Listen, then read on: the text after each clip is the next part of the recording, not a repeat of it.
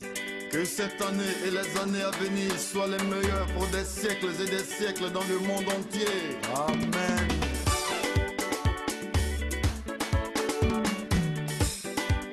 Les fins d'année dans chaque pays se manifestent toujours par des fêtes.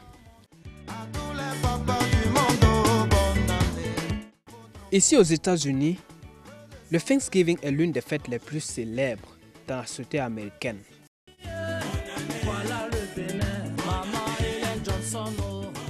Bien que le Thanksgiving soit une fête d'origine américaine, elle est fêtée dans certains pays comme le Canada et le Libéria en Afrique de l'Ouest. Moi j'ai pensé que c'était typiquement américain et seulement américain, la fête, mais quand j'ai parlé avec un ami de Liberia, il m'a dit mais non, en fait on a cette fête chez nous aussi, mais je pense qu'ils ont plusieurs liens avec la fête américaine, comme le dinde, des choses comme ça, mais il faut...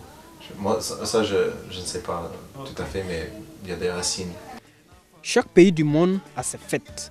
Elles se distinguent et se rapprochent les unes des autres, de par leurs origines et les manières de fêter. California State University East Bay est une université américaine située dans la baie de San Francisco, plus précisément dans la ville de Hayward, une ville située sous une colline.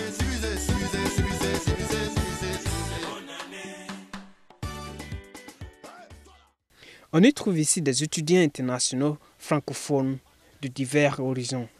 Bien qu'ils soient dans la société américaine, ils sont animés par l'esprit de fête de leur pays et se souviennent toujours très bien des fêtes dans leur pays respectifs.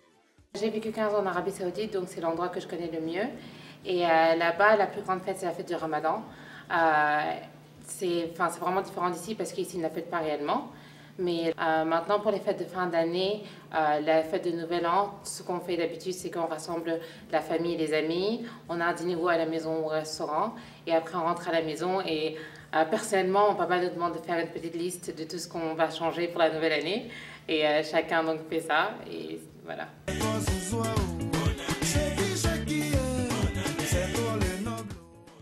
Pour certains d'eux, le Thanksgiving est très nouveau chez eux au pays. Certains affirment que, même s'il n'existe pas de Thanksgiving chez eux, il y existe des fêtes similaires. En fait, oui, on a le Eid, ce qui est un peu dans le sens du Thanksgiving, où en fait, à chaque fois à peu près chaque famille achète un mouton et il y a quoi, je dirais, 40% de ce mouton est juste pour la famille et le reste, c'est plutôt, on le donne aux gens pauvres, donc c'est plutôt pour remercier Dieu d'avoir assez de choses à manger et être chanceux. Les fêtes de fin d'année, c'est vrai que tout est surtout centré sur Noël, donc le 25 décembre, mais souvent en France, il va y avoir un réveillon le 24 au soir, où tout le monde se réunit et souvent à minuit, les enfants ont le droit d'ouvrir les cadeaux qui sont au pied du sapin. Et donc c'est vrai que c'est toujours l'emblème de Noël, avec tous les cadeaux autour, et normalement ils doivent être ouverts que seulement à minuit, mais certaines personnes préfèrent les ouvrir le 25 au matin. Ça dépend des régions, ça dépend des familles.